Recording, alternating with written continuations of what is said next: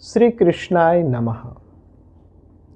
ભગવદ્ ગીતાની અંદર જે સમદ્રષ્ટિ બતાડતા ભગવાન 6ઠ્ઠા અધ્યાયના 9મા શ્લોકમાં સુહૃત, મિત્ર, ઉદાસીન, મધ્યસ્થ, દ્વેષી, બંધુ, સાધુ, પાપેશુ, તો આના અર્થ શું છે સમજો. સુહૃત કોને કહેવાય? સર્વ માટે હિતનો ઉપદેશ કરનાર સુહૃત કહેવાય.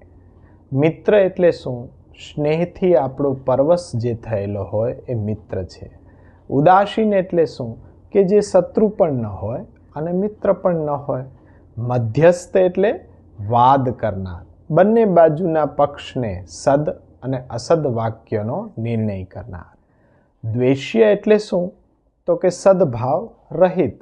બંધુ એટલે સંબંધી, સાધુ એટલે સદાચારવાળો અને પાપી એટલે ધર્મનો વિરોધી. સુહૃદ વગેરે આ બધામાં જેની બુદ્ધિ સમાન છે, ભગવાન કહે છે તે ઉત્તમ યોગી છે. અઘરું છે, પણ ભગવાનની આજ્ઞા પ્રમાણે પ્રયત્ન કરતા રહેશું તો સરળ પણ બનશે એક કદમ अपनी संस्कृति की ओर.